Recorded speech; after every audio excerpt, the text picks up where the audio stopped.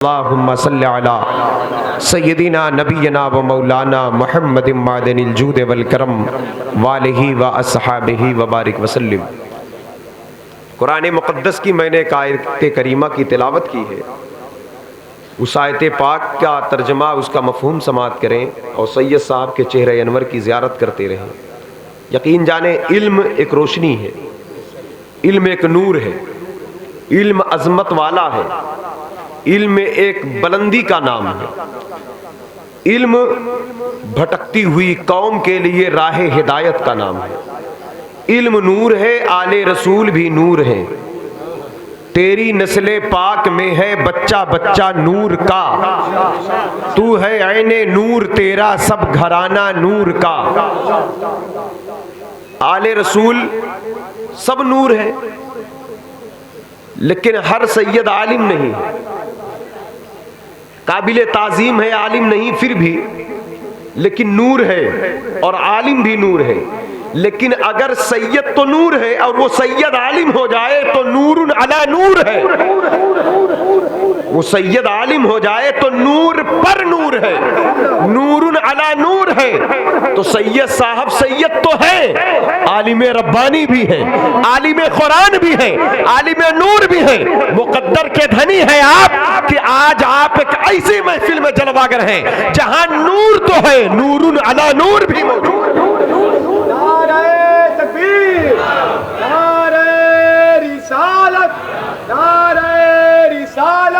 حضور سید صاحب قبلہ سہر وردی دولہا، نعرہ تکبیر، نعرہ رسالت۔ اعلیٰ حضرت امام اہل سنت فاضل بریلوی رضی اللہ تعالیٰ عنہ جو سادات کرام کی عزت اور عظمت پر بات کیے، حضرات گرامی وقار، اور آج اسی کی برکتیں ہیں، اللہ پاک نے ہم سب کے دل میں سادات کی عظمت کو بٹھا کر رکھا۔ اردو زبان میں اتنی بڑی بات کرنے والا سادات کی عظمت پر کوئی نہیں گزرا جو اعلیٰ حضرت نے کہا۔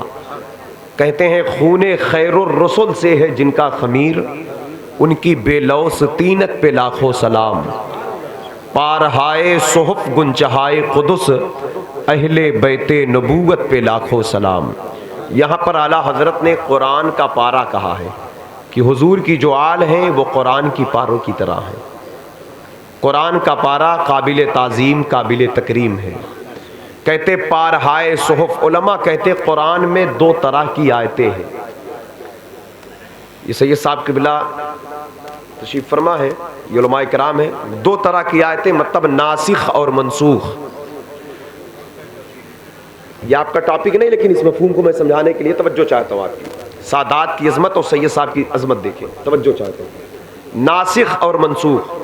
ناسخ وہ آیتیں ہیں جس سے مسئلے اخذ ہوتے ہیں، دلیل کے طور پر وہ آیتیں استعمال کی جاتی ہیں، جس پر عمل ہوتا ہے، جس سے قانون بنتا ہے، نماز، روزے، حج اور زکوٰۃ کے احکام جس سے نافذ کیے جاتے ہیں۔ یہ تو قرآن ہے۔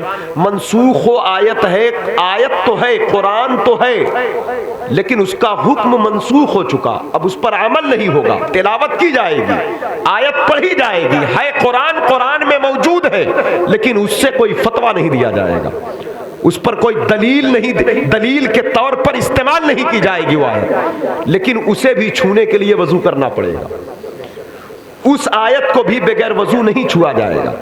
اسی طرح سادات بھی دو طرح کے ہیں، توجہ چاہتا ہوں۔ سید دو طرح کے ہیں، ایک قرآن کی آیت جو ناسخ ہے اس کی طرح، ایک جو منسوخ ہے اس کی طرح۔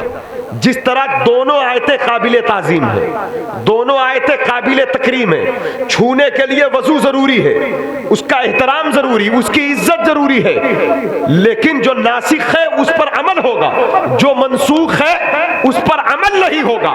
اسی طرح سادات ایک تو ناسخ آیت کی طرح، ایک منسوخ کی طرح، عزت دونوں کی، تعظیم دونوں کی، احترام دونوں کا، لیکن پیر دونوں نہیں بن سکتے، رہبر دونوں نہیں بن سکتے، قابل اتباع دونوں نہیں ہو سکتے۔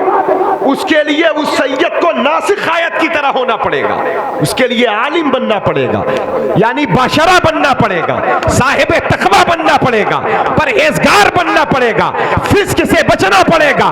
الحمدللہ آپ نے ایک ایسے پیر کو چنا آپ نے ایک ایسے جانشین کو چنا ہے کہ جو سید تو ہے لیکن منسوخ نہیں، ناسخ ہے، قابل اتباع بھی ہے، قابل تعظیم بھی ہے، قابل اتباع بھی ہے، اس لیے وہ منسوخ نہیں ہے، عالم دین ہے، عالم شریعت ہے، عالم ربانی ہے۔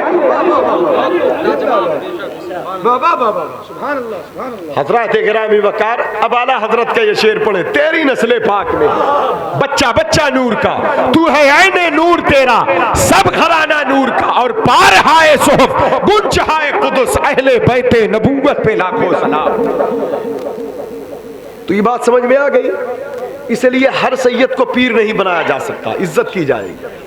بھائی پیر وہ ہوگا جو داڑھی رکھا ہو، پیر وہ ہوگا جو علم والا ہو، پیر وہ ہوگا جو متقی ہو۔ حضرات گرامی وقار، تو یہ کوئی ضروری نہیں کہ ہر سید داڑھی رکھا ہو، ہر سید عالم ہو، عزت کی جائے گی، قابل تعظیم ہے وہ، لیکن قابل اتباع اس وقت تک نہیں ہو سکتا جب تک عالم شریعت نہ ہو جائے۔ تو یہ اللہ کا فضل، اس کا احسان ہے کہ اللہ تبارک و تعالیٰ نے آپ کے اس علاقے، آپ کے اس محلے، اس قصبے کے قرب و جوار اطراف و اکناف میں دینی تبلیغ کے لیے اللہ نے جس شخصیت کو چنا ہے، وہ نور تو ہے، آل رسول تو ہے، لیکن علم شریعت کے بنا پر حضور کے علم کو اپنے سینے میں رکھا، اس لیے وہ نور علی نور۔ اس لیے آپ کے جد کریم نے جس مدرسے کی بنیاد ڈالا، نام رکھا تعلیم الاسلام، کیونکہ اسلام سید صاحب کے گھر کا ہے، حضور کے گھر کا ہے۔ اسلام کو سمجھنے کے لیے اسلام کی تعلیم کا جاننا ضروری ہے۔ فرمایا یرفع اللہ الذین آمنوا منکم، اللہ ایمان والوں کا درجہ بلند فرمائے گا، اور ایمان والوں میں سے والذین اوتوا العلم درجات، جو صاحب علم ہے اللہ ان کا درجہ بلند فرمائے گا، جو صاحب علم ہے، جو علم والے ہیں، اللہ ان کے درجات کو بلند فرمائے گا، صاحب علم کا مرتبہ بلند فرمائے گا۔ قرآن مقدس کی دوسری آیت فرمایا قل هل يستوي الذين يعلمون والذين لا يعلمون، اے محبوب آپ کہیں کیا جاننے والے اور نہ جاننے والے برابر ہیں؟ یعنی دونوں برابر نہیں ہو سکتے۔ ہم کو نماز پڑھنا ہے تو اس کا طریقہ جاننا پڑے گا، ہم کو حج کرنا ہے تو اس کا قانون، اس کا طریقہ جاننا پڑے گا، ہم کو قرآن کی تلاوت کا ثواب لینا ہے تو پڑھنے کے لیے ہمیں سیکھنا پڑے گا، قرآن پر عمل کرنا ہے تو قرآن کا علم حاصل کرنا پڑے گا۔ تو اس لیے یہ مدرسہ ہے، اس سے قریب ہو، اپنے بچوں کو اس میں لائیں، پڑھائیں، تاکہ ہمارے گھر کا ماحول مذہبی ہو۔ جس گھر، جس خاندان میں، جس علاقے، جس معاشرے میں ایک عالم ہوتا ہے تو اس کے ایمان کی بھی ہدایت ہو جاتی ہے اور ان کے اعمال کا بھی محاسبہ ہونے لگتا ہے۔ بچے کی دستار بندی، کتنے بچوں کی؟ 2 بچوں کی دستار، ان کے والدین مبارکباد کے لائق۔ حافظ قرآن کا بڑا مرتبہ ہے، بڑا مقام ہے۔ قرآن کی تلاوت کا شوق بڑھائیں۔ اس کتاب کو تو ہم نے طاقوں پر سجا کر رکھ دیا، صرف مدرسے والوں کے حوالے کر دیا کہ یہی پڑھے پڑھائیں، ان کا کام ہے۔ یہاں تک کہ ہمارے گھر، ہمارے باپ داداؤں کا جنازہ اٹھتا ہے، پھر بھی قرآن پڑھنے کے لیے ہم مدرسے والوں کو لاتے ہیں۔ ہماری نئی نسلیں قرآن کی تعلیم سے دور ہو گئی، قرآن پڑھنا بھول گئی۔ لیکن آؤ ذرا دیکھو ہمارے مشائخ کی شان، ایک تاریخ دیکھیں، میں ایک روایت رکھ رہا ہوں اور اسے دل میں رکھیں، اور قرآن پڑھیں، قرآن پڑھنا سیکھیں، اپنے بچوں کو قرآن پڑھائیں۔ میرے حضور فرماتے ہیں العلم من المہد الی اللحد، دین سیکھو، علم حاصل کرو، ماں کی گود سے لے کر قبر کی کوٹھری تک۔ آپ کا جو سلسلہ ہے، آپ کے جو جد ہیں، وہ سلسلہ سہروردی ہے۔ حضرت آقائے نعمت سیدی سرکار خواجہ شہاب الدین سہروردی رضی اللہ تعالیٰ عنہ، یہ عراق کے شہنشاہ ہیں، عراق کے بادشاہ ہیں۔ آپ کے چچا جب آپ کو غوث پاک کی بارگاہ میں لے کر آئے تو چچا نے کہا تھا یا بڑے پیر شیخ عبد القادر جیلانی، یہ میرا بھتیجا شہاب الدین ہے، اس کو علم کلام، دنیاوی علوم پر مہارت تامہ حاصل ہے، بڑی کثرت سے ان کتابوں کا یہ مطالعہ کرتا ہے، اور اس میدان کا یہ ایسا شہسوار ہے کہ کوئی اس کے سامنے کلام نہیں کر سکتا۔ آپ اس پر کرم فرمائیں، اسے کچھ وہ عطا کریں جو اس کے دنیا اور آخرت کے لیے نفع بخش ہو۔ تو غوث پاک نے توجہ ڈالا، جب توجہ ڈالا تو کہا شہزادے آپ جو علم پڑھ رہے ہو یہ علم دنیا میں تو فائدہ دے گا لیکن یہ قبر میں اور آخرت میں کام نہ آئے گا۔ توجہ چاہتا ہوں، یعنی جو دنیاوی علوم ہے پڑھو لیکن یہ دنیا کے لیے نفع بخش ہے. فرمایا غوث پاک نے یہ قبر اور آخرت کے میں کام نہ آئے گا. اتنا کہا غوث پاک نے، اس کے بعد ان کے سینے پر توجہ ڈالا تو وہ جو پڑھے تھے سب بھول گئے. وہ رونے لگے، کہا حضور اگرچہ یہ علم آخرت میں کام نہ آتا لیکن میں نے راتوں رات جاگ کر یہ علم حاصل کیا تھا. آپ کرم فرمائے، توجہ ڈالے، وہ علم میرے سینے سے معدوم ہو گیا. غوث پاک کہتے پریشان نہ ہو، تختی پر کچھ لکھا ہو تو نیا لکھنے کے لیے اسے مٹانا پڑتا ہے. دوبارہ جب توجہ ڈالا ہے تو شیخ شہاب الدین سہروردی کہتے ہیں میری 13 سال کی عمر تھی، بڑے پیر کی ایک نظر سے میرے سامنے زمین و آسمان کی ہر شے روشن ہو گئی. فرماتے اعلیٰ حضرت مزرعہ چشت بخارا و عراق و اجمیر، کون سی کشت پہ برسا نہیں جھالا تیرا. حضرات گرامی کہنے کا مطلب یہ ہے کہ آپ ایک ایسے عظیم شیخ کے قریب بیٹھے ہیں کہ جس سلسلے کے شہنشاہ، جس کے بانی حضرت خواجہ شہاب الدین سہروردی ہیں، ان کو بڑے پیر نے جو پہلی تعلیم دیا وہ یہی تعلیم دیا، دنیا کی تعلیم حاصل کرو، منع نہیں ہے لیکن دین سے کورے بن کر نہیں، دین پہلے حاصل کرو، جو دین قبر میں کام آنے والا ہے آخرت میں کام آنے والا ہے. نعرہ تکبیر، نعرہ رسالت، علماء اہل سنت، مدرسہ تعلیم الاسلام، مدرسہ تعلیم الاسلام، سہروردی دولہا.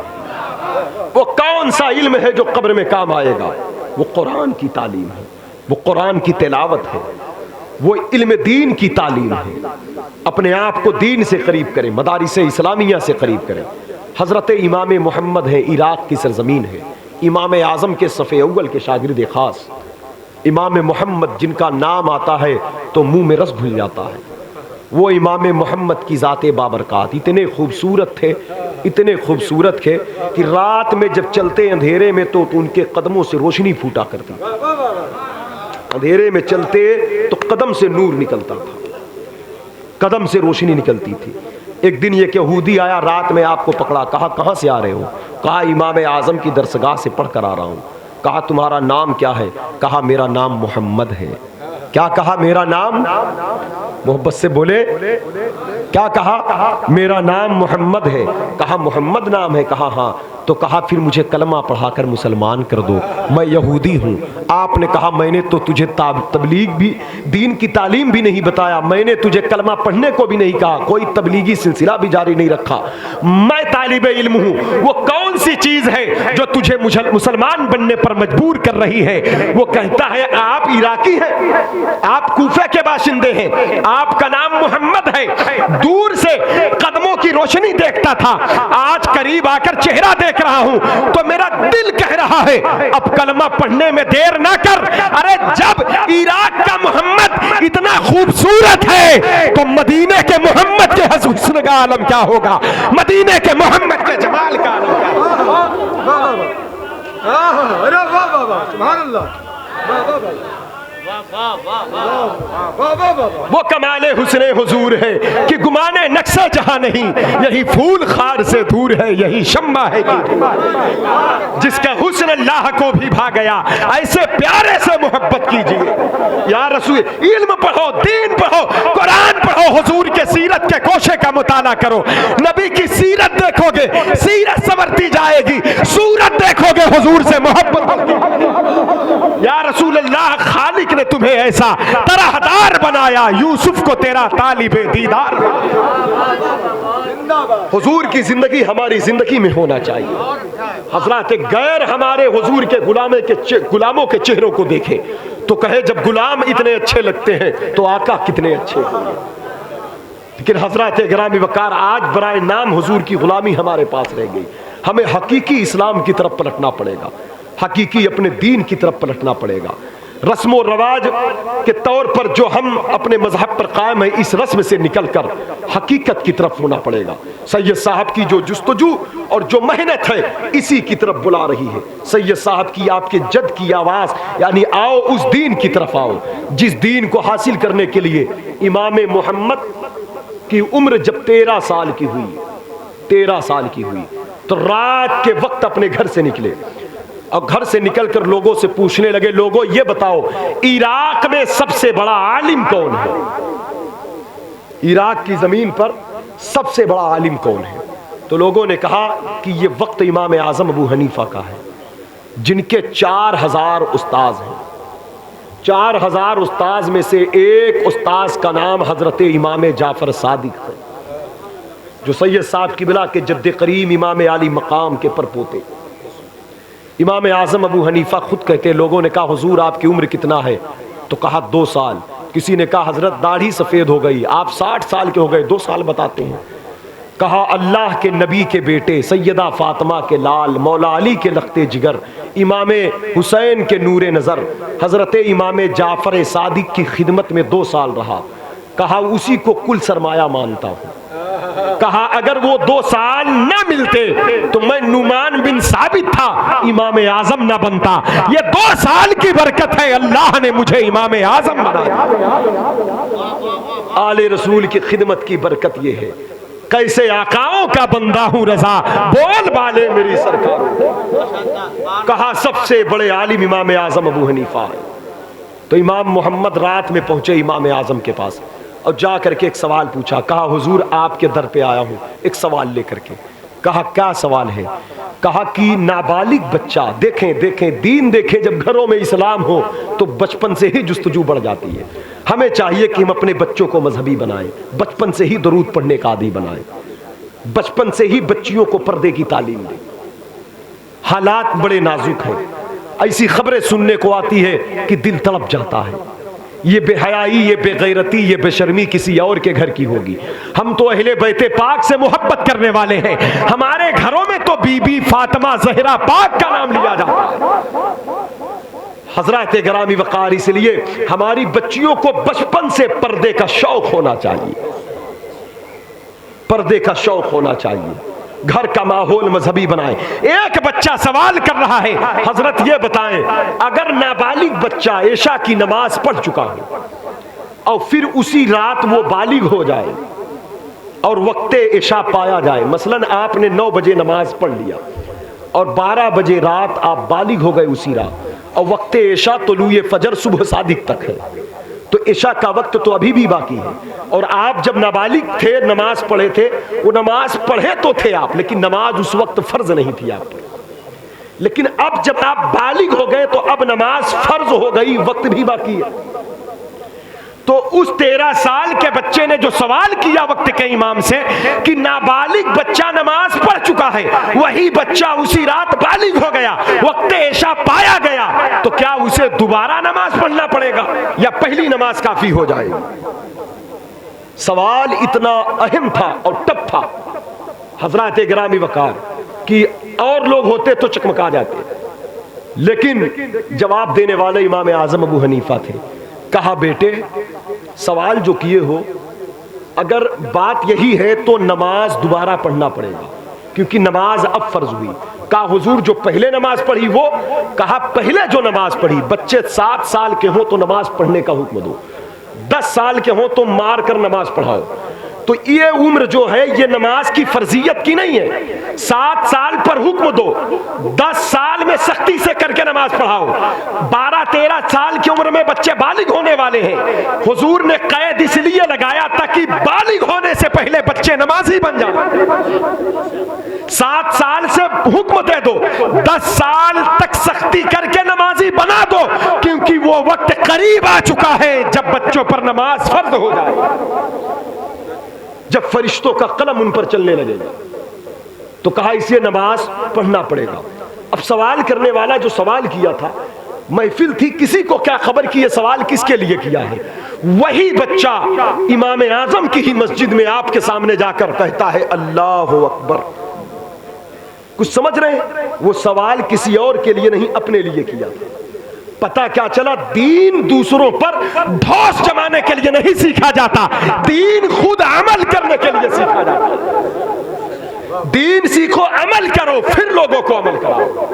امام محمد نے پہلا مسئلہ پوچھا, اپنے لیے پوچھا, کیونکہ وہی نابالغ تھے, وہی نماز پڑھ چکے تھے, پھر سوئے تو وہی بالغ ہو چکے تھے, اور رات کو 12 بجے کے بعد اس مسئلے کو پوچھنے کے لیے عالم کو تلاش کرا.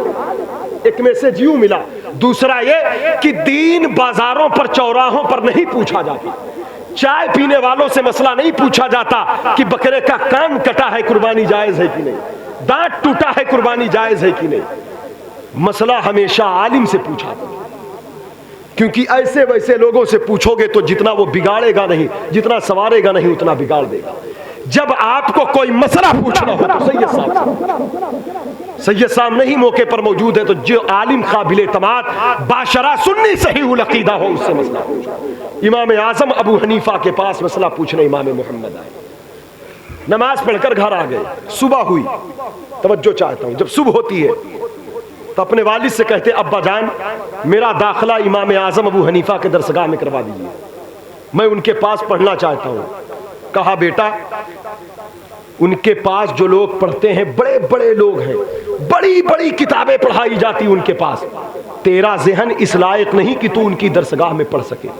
کہا ابا جان آپ لے کر چلیں تو۔ اب جب لے کر گئے داخلہ کرانے کے لیے تو امام اعظم نے کہا یہ وہی بچہ ہے جو رات کو مسئلہ پوچھنے آیا تھا؟ لوگوں نے کہا ہاں حضور یہ وہی بچہ ہے، اس کا نام محمد ہے، یہی کوفے کا باشندہ ہے، یہ وہی بچہ ہے۔ تو کہا ایسے بچوں کو تو میں پڑھانا چاہتا ہوں، مجھے شوق ہے ایسے بچوں کو پڑھانے کا، لیکن بیٹے محمد ایک شرط ہے ہمارے پاس پڑھنے کے لیے۔ کہا حضور وہ شرط کیا ہے؟ کہا بیٹے پہلے تم حافظ قرآن بن جاؤ، میں انہی بچوں کو پڑھاتا ہوں جو حافظ قرآن ہو جاتے ہیں، پھر قرآن کا معنی مفہوم اس کا مطلب بتاتا ہوں، جاؤ قرآن حفظ کر کے آؤ۔ قرآن کا حفظ کتنی عظیم چیز ہے، قرآن حفظ کرنا۔ میرے آقا فرماتے ایک حافظ قرآن بروز قیامت 10 ایسے لوگوں کی شفاعت کرے گا جس پر جہنم واجب ہو چکی ہوگی۔ حضور فرماتے بروز قیامت حافظ قرآن کے سر پر ایک ایسا تاج رکھا جائے گا جس کی چمک کے سامنے چاند اور سورج کی روشنی پھیکی پڑتی ہوگی۔ یہ اعجاز حافظ قرآن کے ماں باپ کو ملے گا۔ بڑے بڑے دولت والے ہوں گے، بڑے بڑے سرمایہ دار والے ہوں گے، بڑے بڑے دنیا کے زمین اور جائیداد والے ہوں گے، امریکہ پیرس لندن روز آنے جانے والے ہوں گے، لیکن میرے دوستو قیامت میں وہ تمنا کریں گے کاش اپنے بچوں کو بڑی بڑی یونیورسٹی میں پڑھانے سے پہلے حافظ قرآن بنایا ہوتا تو آج ہمارے بھی سر پر وہ تاج رکھا جاتا جو ایک غریب بیٹے کے باپ کے سر پر تاج رکھا گیا۔ اسلام عزت دینے آیا ہے، اسلام کسی کو ذلیل کرنے نہیں آیا ہے، لیکن ہم عزت کے دامن میں آئے۔ اسلام غریبوں کو عزت دینے آیا ہے۔ جن کے بچے بسم اللہ الرحمن الرحیم پڑھتے ہیں اس باپ کا انتقال ہو چکا ہو تو قبر میں عذاب میں تخفیف کر دی جاتی۔ جن کے بچے زمین پر قرآن پڑھے، حضرات گرامی وقار کثرت سے تلاوت قرآن کرتے تھے امام حسن امام حسین، رات بھر عبادت کرتے تھے اور ہر رات 1000 رکعت نماز نفل ادا فرماتے تھے حسنین کریمین۔ کسی نے پوچھا کہا حضور کہاں سے سیکھا؟ کہا اپنی امی جان سے سیکھا ہے ہم نے۔ حضرات گرامی وقار تو پتہ کیا چلا، ماں باپ کی زندگی بچوں کے لیے ایک بہت رول ہے ان کو ایک اچھا انسان بنانے کے لیے۔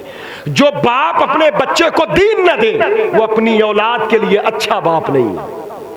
جو باپ اپنی اولاد کی آخرت خراب کر دے وہ اپنی اولاد کے لیے اچھا باپ نہیں۔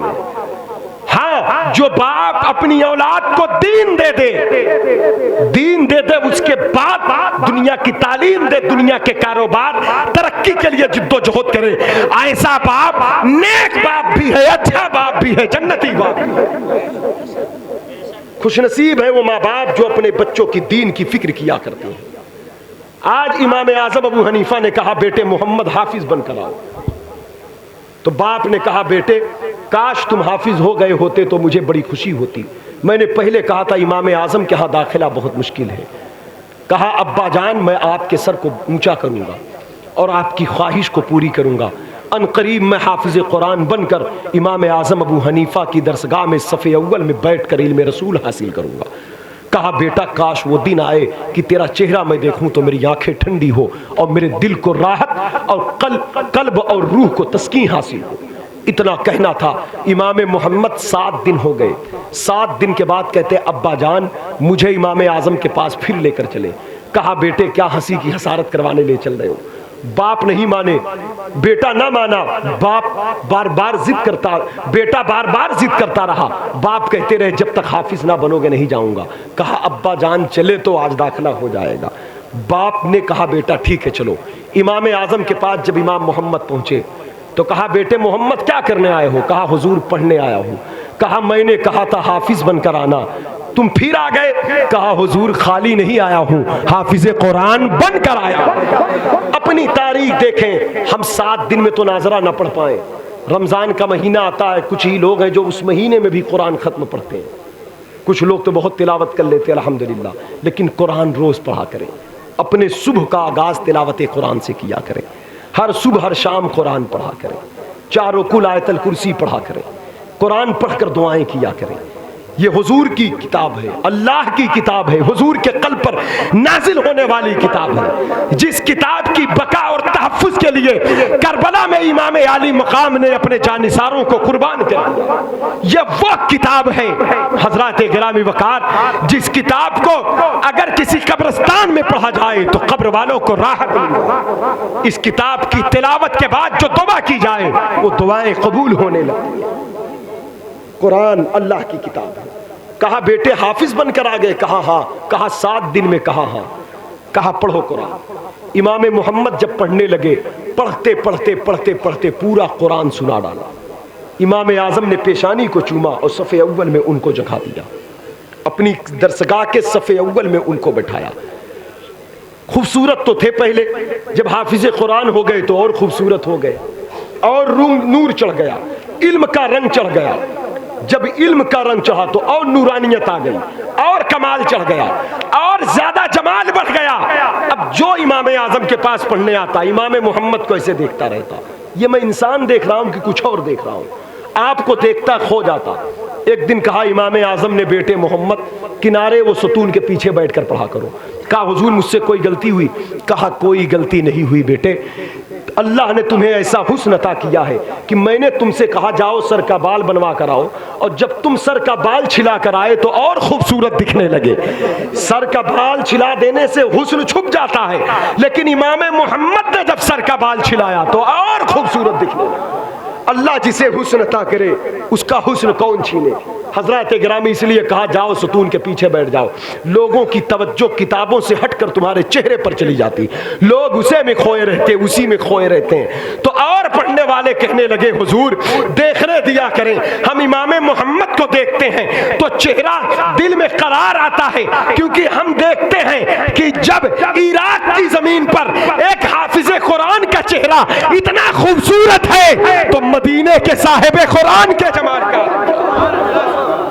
نعرہ تکبیر، نعرہ رسالت، علماء اہل سنت، مسلک اعلی حضرت، عظمت مصطفیٰ کانفرنس۔ حضرات گرامی وقار اس لیے قرآن سے محبت کریں۔ بات قرآن شریف کی تلاوت کی آئی ہے، توجہ چاہتا ہوں میں ذہن حاضر رکھیں، اور جو بھی کام کریں اخلاص کے ساتھ کریں۔ صوفیہ کی جو تعلیم ہے یہی ہے، کوئی دکھاوا نہ ہو، کوئی تشنع بناوٹ نہ ہو، حج ہو، زکوٰۃ ہو، قربانی ہو، صدقہ ہو، خیرات ہو، ریا دکھاوا تشنع بناوٹ سے پاک ہو۔ عمل وہی اللہ کی بارگاہ میں قبول ہوتا ہے جو اخلاص کے ساتھ کیا جائے، جو خالص اللہ کے لیے ہو۔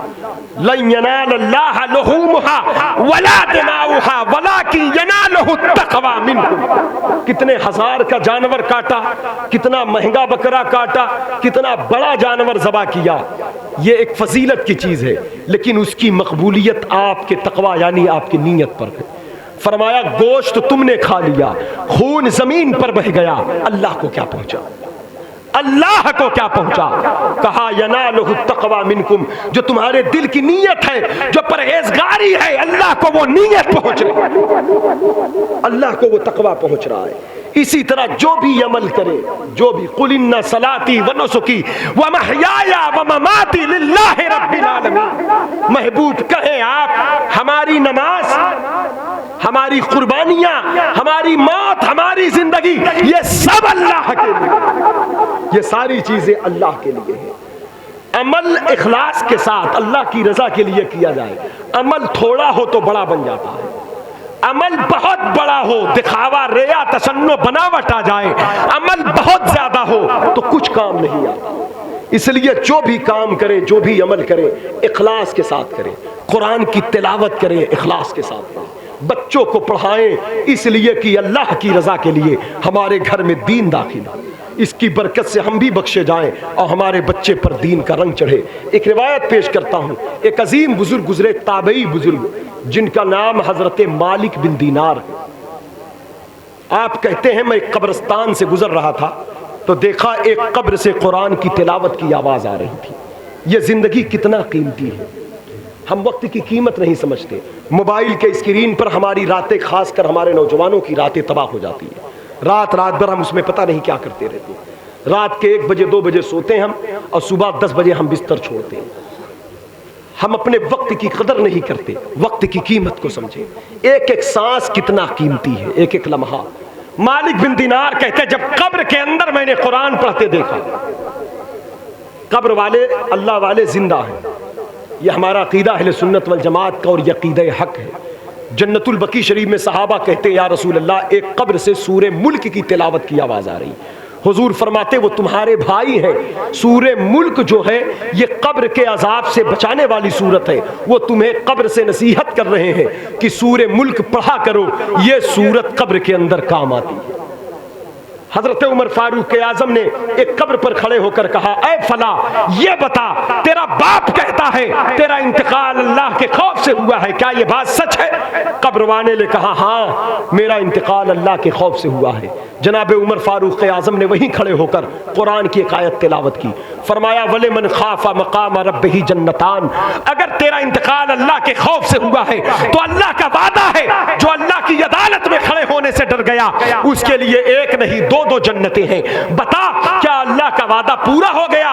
کہا ہاں، میری قبر مٹی کا ڈھیر نہیں ہے بلکہ اللہ نے مجھے 2 جنتیں عطا فرمایا ہے۔ صوفیاء اولیاء یہ عام لوگ نہیں ہوتے، اللہ والے ہوتے ہیں، اللہ سے ڈرنے والے ہوتے ہیں، اس لیے ان کے مزارات پر جانا مٹی کے ڈھیر پر جانا نہیں ہے، جنت کے باغات میں جانا۔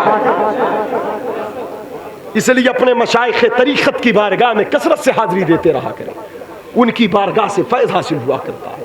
آج مالک بن دینار قبر پر گئے، اللہ سے دعا کرتے اللہ یہ بندہ یہ خوش نصیب کون ہے جو قبر کے اندر قرآن پڑھ رہا ہے، میں اس سے ملنا چاہتا ہوں، میری ملاقات کرا دے۔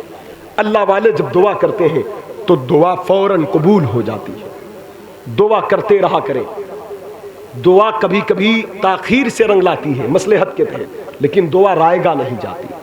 دعا اگر دنیا میں اثر نہ دکھائے تو آخرت میں اس کا اجر ضرور دیا جائے گا، اس لیے دعا سے غافل نہ ہونا۔ ایک زمانے تک ابراہیم علیہ السلام نے دعا کیا اے اللہ مجھے نیک اور صالح بیٹا عطا فرما، رب ہب لی من الصالحین، نیک صالح بیٹا عطا فرما۔ اللہ نے پھول جیسا بیٹا اسماعیل علیہ السلام عطا فرمایا، ایک بیٹا اور دے دیا اسحاق علیہ السلام کو، اور ایسی نسل چلی ابراہیم علیہ السلام کی آل میں کہ اسحاق علیہ السلام سے بنی اسرائیل کے بڑے بڑے اکابر انبیاء اکرام جلوہ گر ہوئے، کم و بیش 70,000 نبی پیدا ہوئے۔ ابراہیم علیہ السلام کو ابو الانبیاء کہا جانے لگا، اسماعیل علیہ السلام کو مکہ میں رکھا، آپ کے قدم سے زمزم کا ظہور ہوا، وہیں قربانی کا مارکہ پیش آیا اور وہیں پر خانہ کعبہ کی تعمیر ہوئی۔ ایک دعا اور کر دیا ربنا وابعث فیہم رسولا، اللہ دعا کرتا رہا، صدیوں کے بعد دعا قبول ہوئی تو اسماعیل دے دیا، حکم ہوا مکہ میں چھوڑ دے، جنگل میں چھوڑ دیا۔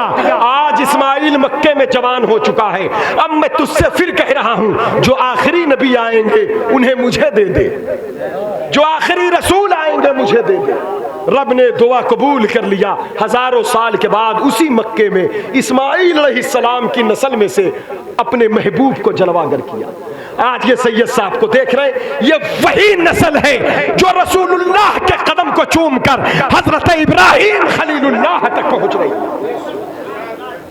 تیری نسل پاک میں ہے بچہ بچہ نور کا، تو ہے عین نور، تیرا سب گھرانہ نور کا۔ حضرات گرامی وقار، قربانی کی ابتدا اسماعیل علیہ السلام ہے، اس کی انتہا امام علی مقام ہے۔ صبر کی ابتدا اسماعیل ہے، صبر کی انتہا امام حسین ہے۔ سادات وہ ہستی ہے جن کے جد اسماعیل علیہ السلام ابراہیم علیہ السلام نے خواب کو نبھایا ہے، اور اس خواب کی بات کو خوب اچھے سے نبھایا اسماعیل ذبیح اللہ نے، جس کو کہا علامہ اقبال نے یہ فیضان نظر تھا کہ مکتب کی کرامت سکھائی اسماعیل کو کس نے آداب فرزندی، یعنی وہ ابتدا تھی، انہوں نے خواب کو پورا کیا ہے، اور آپ کے جد امام حسین نے وعدے کو وہ پورا کیا، وعدہ وفا کیا۔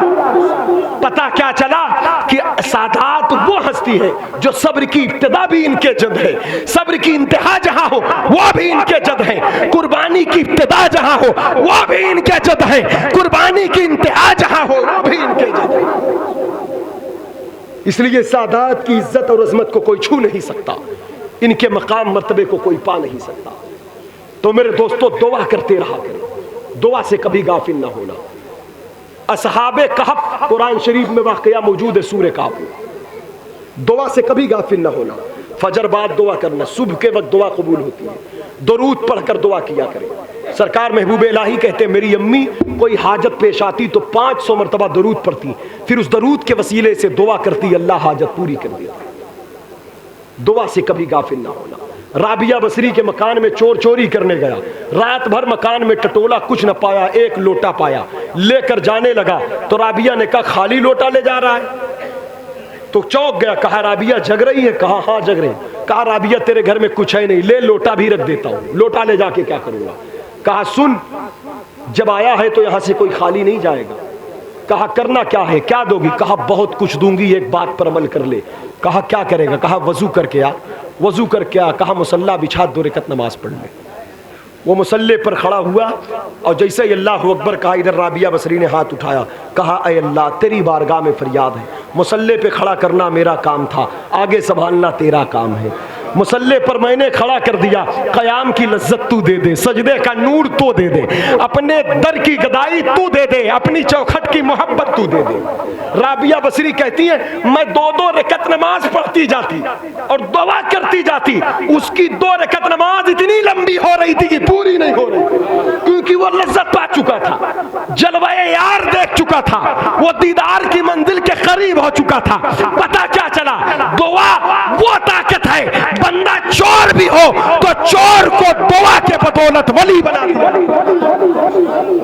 ہم اپنے بچوں کے لیے دعا نہیں کرتے، ہم اپنی اولاد کے لیے دعا نہیں کرتے، ہمارے بچے کسی برائی کسی گمراہیت میں مبتلا ہو تو ہم شکوے کرتے تو پھرتے ہیں، کبھی اللہ سے نہیں کہتے اللہ میرے بیٹے کو ہدایت دے۔ باپ کی دعا اولاد کے حق میں ایسی ہے، حضور فرماتے جیسے میری دعا میرے امتی کے حق میں۔ دعا کریے اپنی اولاد کے لیے اللہ نیک بنائے اور خود بھی نیک بنے۔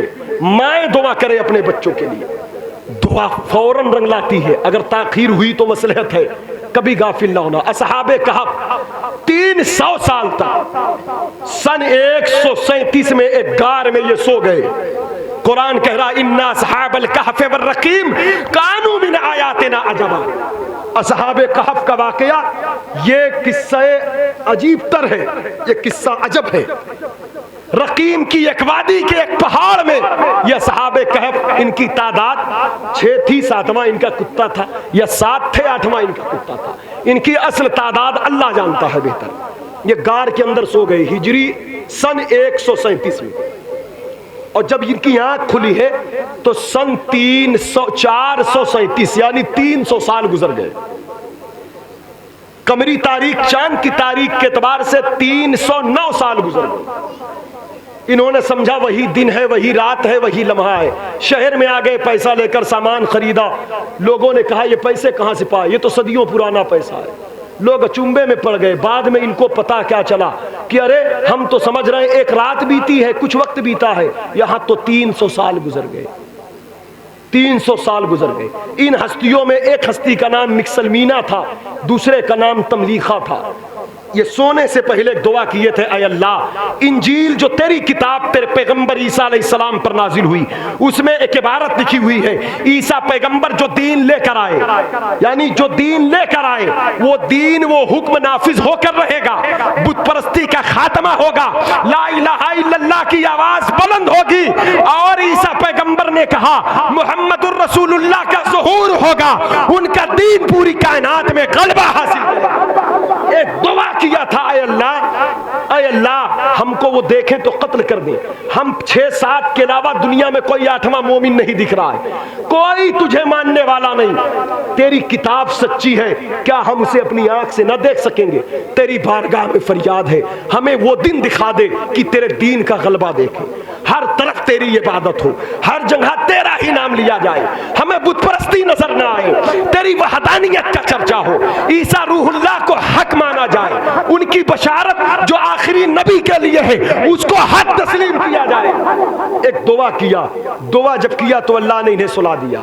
300 برس کے بعد جب پلٹے تو پورے شہر میں جہاں بت پرستی تھی چہرہ چھپا کر روٹی لانے گئے کہ ہم کو دیکھیں گے لوگ قتل کر دیے جائیں گے، لیکن وہاں لوگوں کا چہرہ بدلا ہے، آبادیاں بدلی ہے، شہر بدلا ہے، مکان بدلا ہے، کچھ ہے ہی نہیں، نہ بادشاہ ہے نہ اس کی سلطنت ہے، اور جگہ جگہ اللہ اللہ کا نام لیا جا رہا ہے، کہیں بت پرستی نہیں۔ یہ سارا منظر جب دیکھا ہوتے کرتے یہ بات آشکارا ہوئی، تب کہا 300 سال پہلے، 309 برس پہلے اتنی شان والے لوگ تھے، غار کا منہ کھلا ہوا تھا، فرمایا وَإِذَا غَرَبَتْ تَقْرِضُهُمْ مَذَاتَ الشِّمَالِ وَتَرَى الشَّمْسَ إِذَا طَلَعَتْ تَزَاوَرُ عَنْ كَهْفِهِمْ ذَاتَ الْيَمِينِ وَإِذَا غَرَبَتْ تَقْرِضُهُمْ ذَاتَ الشِّمَالِ 309 سال تک سورج اپنا راستہ بدل کر چلتا رہا، غار کا منہ کھلا تھا، سورج جاتا تو حکم ہوتا داہنے ہٹ جا، پھر جب پچھم کی طرف جاتا تو حکم ہوتا بائیں ہٹ جا، کیونکہ غار کے منہ سے تو ان کو روشنی نہ دے، ان کو تیری تپش اور تیری گرمی سے تکلیف نہ پہنچے۔ جو اللہ والوں کی وہ مبارک جماعت تھی یہ۔ حضرات گرامی وقار جب آنکھ کھلی تو یہ کہتے لوگوں 300 سال پہلے ہم نے ایک دعا مانگا تھا، آج 300 برس کے بعد اللہ نے ہمیں اٹھایا ہے تو ہم اپنی دعا کا اثر دیکھ رہے ہیں، اپنی دعا کی برکتیں ہم دیکھ رہے ہیں۔ تو حضرات گرامی وقار علماء فرماتے ہیں قیامت کے دن جب بندے کو رب کی عدالت میں پیش کیا جائے گا، وہ اس کے پاس بڑی نیکیاں ہوگی، تو وہ کہے گا اے اللہ ہم نے تو اتنی عبادت نہیں کیا تھا، یہ نیکیاں کہاں سے آ گئی؟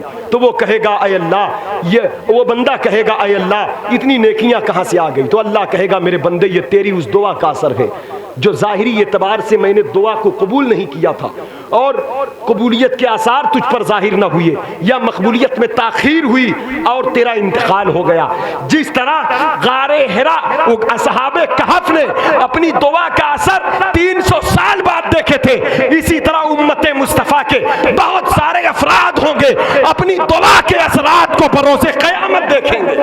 اللہ فرمائے گا یہ تمہارے دعاؤں کے وہ اثرات ہیں کہ تمہارے پاس نیکیاں ہی نیکیاں، اپنے مرحومین کے لیے دعا کرتے رہا کریں۔ بات دعا کی چلی تھی، آج مالک بن دینار نے ایک دعا کیا، اے اللہ اس بندے سے ملنا چاہتا ہوں، مجھے ملا دے اس سے۔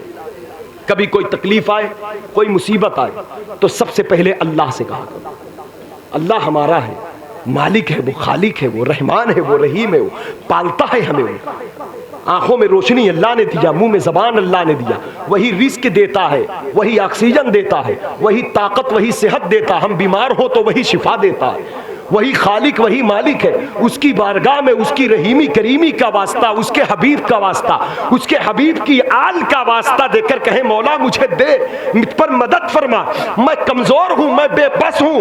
یہ نبیوں کا طریقہ رہا، اپنی بے بسی کا اظہار اللہ کی بارگاہ میں کرو۔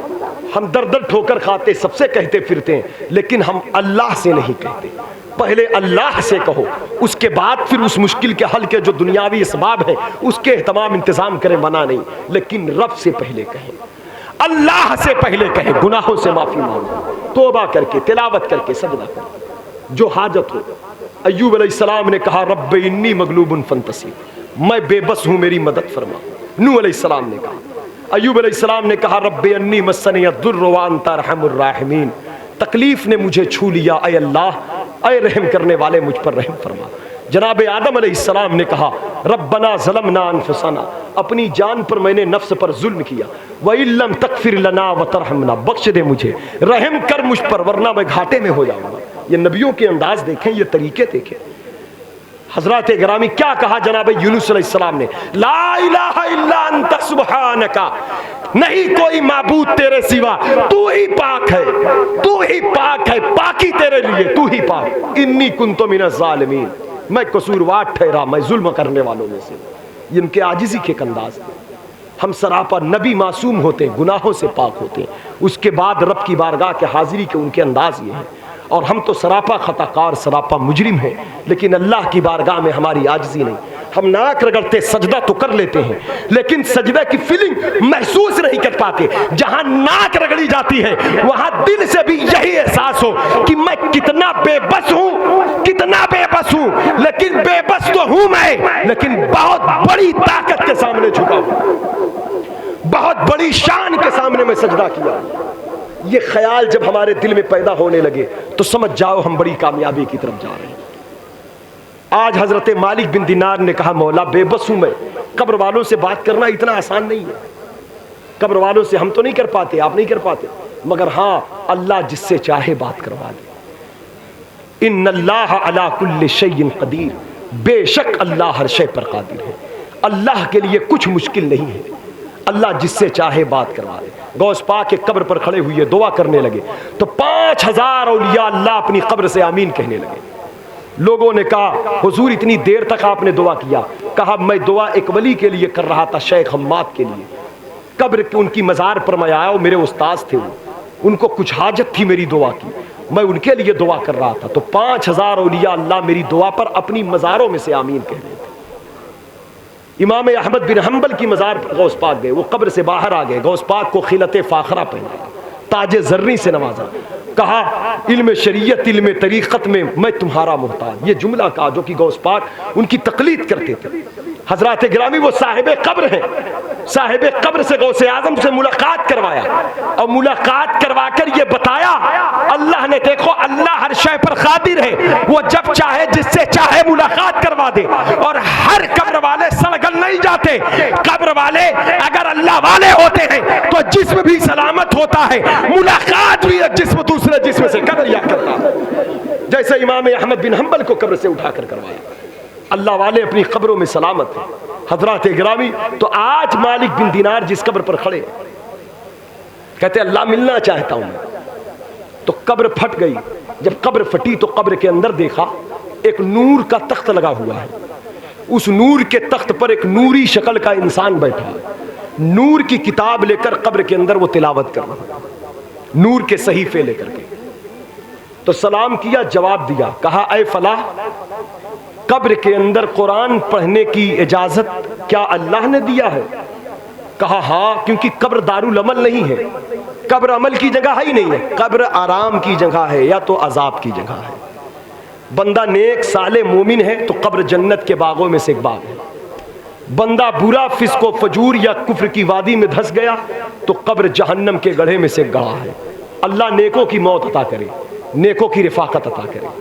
قبر میں لہرائیں گے تا حشر چشمے، پڑھے پڑھے، قبر میں لہرائیں گے تا حشر چشمے، قبر میں لہرائیں گے تا حشر چشمے نور کے، جلوہ فرما ہوگی جب طلعت رسول اللہ کی، اور خاک ہو کر عشق میں آرام سے سونا ملا، جان کی اکسیر ہے الفت رسول اللہ، لحد میں عشق رخ شہ کا داغ لے کے چلے، اندھیری رات سنی تھی چراغ لے کے چلے۔ کہا یہ قرآن پڑھنا قبر کے اندر بڑے بڑوں کو یہ انعام نہیں ملتا، آپ کو کیسے ملا؟ تو وہ بزرگ فرماتے جو قبر کے اندر تھے، ان کا جملہ ہے، کہتے ہیں آپ مالک بن دینار ہیں؟ کہا ہاں۔ کہا سنیے، یقیناً قبر دارالعمل عمل کی جگہ نہیں، قبر جزا کی جگہ ہے، لیکن میں قرآن سے بڑی محبت کرتا تھا، دنیا میں قرآن پڑھتا تھا، چومتا تھا، پیار کرتا، تعظیم کرتا، قرآن پڑھنے والوں کی عزت کرتا، یہاں تک کہ جو قرآن کی تلاوت کرتا اس سے بھی مجھ کو محبت ہو جاتا، جو قرآن کا علم رکھتا، قرآن کا حافظ ہو جاتا، اس سے بھی مجھے پیار ہو جاتا۔ انسان ہونے کی حیثیت سے نہیں، انسان تو سب تھے بحیثیت انسان، تو ایک محبت سب سے ہے، لیکن اس محبت کا غلبہ قرآن کی وجہ سے ہے۔ تلاوت قرآن کی وجہ سے، اس لیے میں پیار کرتا قرآن پڑھنے والوں سے۔ کہا جب میرا انتقال ہو گیا تو اللہ نے مجھے بخش دیا، پھر مجھ سے کہا اور کچھ چاہتے ہو؟ تو میں نے کہا اے اللہ میں قرآن سے بڑی محبت کرتا ہوں، اگر قرآن مل جاتی، کتاب مل جاتی، صحیفے مل جاتے تو میں تلاوت کرتا۔ تو کہتے اللہ نے مجھے نور کی کتاب دیا، کہا میں اسی کو تلاوت کر رہا ہوں۔ لوگ اپنی قبر میں ٹھنڈی ہوا کے جھونکوں میں جنت میں سو رہے ہیں، لیکن میں جگ کر تلاوت کر رہا ہوں۔ کہا کتنے دن ہو گئے؟ کہا کئی سال ہو گئے۔ کہا اب تک کتنے قرآن پڑھ چکے؟ کوئی کھانے پینے کا ٹینشن تو ہے نہیں قبر میں، ہاں کہ کام دنیاوی کاروبار کھیتی باڑی کچھ نہیں، مسلسل قرآن پڑھتے جا رہے ہیں، مسلسل پڑھتے جا رہے ہیں قرآن۔ تو کہا اب تک کتنا پڑھ چکے آپ؟ کہا مالک بن دینار جب سے انتقال ہوا تب سے لے کر اب تک 70,000 مرتبہ ختم قرآن اس قبر میں پڑھ چکا ہوں۔ کتنی بار بولے؟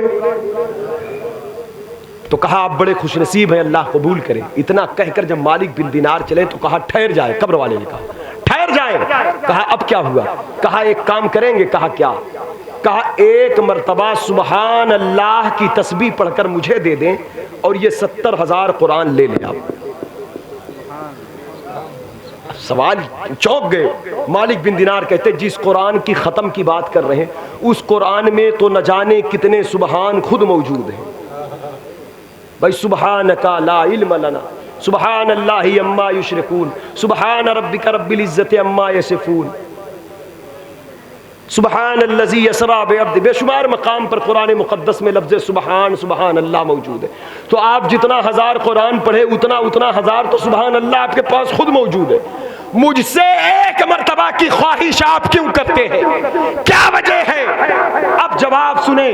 اس 10 20 25 50 60 سال کی جو زندگی ملی ہے اس کو کھیل کود، موبائل، ہوٹل، قہوہ خانے، تماشے میں نہ گزار دے۔ اس کی ایک ایک سانس بڑی قیمتی ہے، یہ تو مرنے کے بعد احساس ہوگا۔ آج اس اللہ والے نے قبر کے کہا اے مالک بن دینار، قبر کے اندر میری محبت کی بنا پر رب نے قرآن پڑھنے کو تو دیا ہے لیکن اس کا اجر اتنا کم ہے کیونکہ اب میں دارالعمل کی آخرت کی طرف آ چکا ہوں، اب میں دارالعمل کی طرف نہیں ہوں، اب اس کی قیمت بہت کم ہو گئی۔ جو ثواب کی قیمت ہوتی تلاوت پہ انعام کی، کہا کہ دنیا میں ایک مرتبہ سبحان اللہ کہنے پر اللہ جتنا اجر دیتا ہے قبر کے اندر 70,000 قرآن پڑھنے کے بعد بھی اتنا اجر نہیں ہے۔ مقابلہ تلاوت قرآن کا دنیاوی زندگی سے۔ ایک بار سبحان اللہ یہ جو مقابلہ ہے یہ قبر کی تلاوت سے، دنیا کے مقابلے میں قرآن کی تلاوت اہم تلاوت ہے۔ آپ اندازہ کریں، ایک تو قبر میں مرنے کے بعد عمل کی اجازت نہیں ہے، کچھ دوسرے قبر فاتحہ پڑھ کر دے دیے، سبحان اللہ پڑھ کر سورہ فاتحہ، آل اولاد نیک ہو تو یقین جانے بڑی بات ہے، ورنہ خود تو ہم کچھ کر نہیں سکتے، بے بس کمزور ہیں ہم، اتنی کمزوری ہمارے پاس ہے۔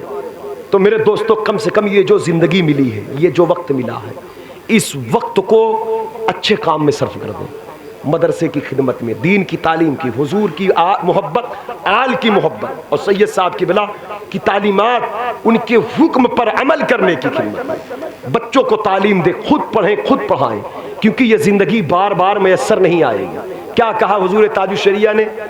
عیش کر لو یہاں منکرو 4 دن، مر کے ترسو گے اس زندگی کے لیے۔ زندگی دی گئی ہے نبی کے لیے، جینا مرنا ہے سب کچھ نبی کے لیے، جینا مرنا ہے سب کچھ نبی کے لیے۔ اس لیے یہ زندگی بڑی قیمتی زندگی ہے، اور دین پر عمل کرنے کے لیے جہالت کے اندھیرے سے باہر نکلیں، قرآن پڑھیں، قرآن سمجھیں تاکہ درجات میں بلندی حاصل ہو۔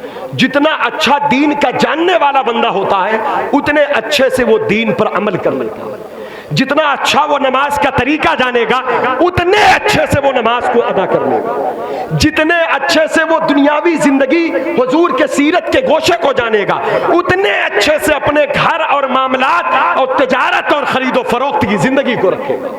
اس لیے ضروری اس دور میں اس بات کی ہے کہ ہم اپنی زندگی کو مذہبی بنائیں، نیکی کی راہ پر اپنی زندگی کو لے جائیں اور دینی تعلیم کو فروغ دیں، مدارس اسلامیہ کو ترقی دیں، اور تاکہ ہماری جو دینی مشن ہے ہم دنیا سے چلے جائیں لیکن یہ دینی مشن کے فروغ کے بدولت مرنے کے بعد بھی اللہ تعالی ہمیں کامیاب و کامران رکھے، اور یہ جو بچے ہیں اللہ ان کو سلامت رکھے، ان کو قرآن کا حافظ بنایا اللہ نے، اور قرآن کی آیتوں کا فیض اللہ تعالیٰ سادات کرام کے صدقے انہیں عطا فرمائے، ان کے والدین کو عطا فرمائے، اور قرآن کا عامل بھی بنائے، اس پر عمل کی اللہ تعالیٰ توفیق دے، اور قرآن کا عالم بھی اللہ پاک بنائے۔ بولنے سننے میں کسی قسم کی کوئی غلطی کوئی خطا ہو تو اللہ پاک معاف فرمائے، اور ہم سب کو دینی خدمات کی خوب خوب توفیق رفیق عطا فرمائے۔ استغفر اللہ کل ذنوبی یا ستار یا غفار، حق لا الہ الا اللہ محمد رسول اللہ صلی اللہ علیہ وسلم، بحق شیخ عبد القادر الجیلانی وما علینا الا البلاغ۔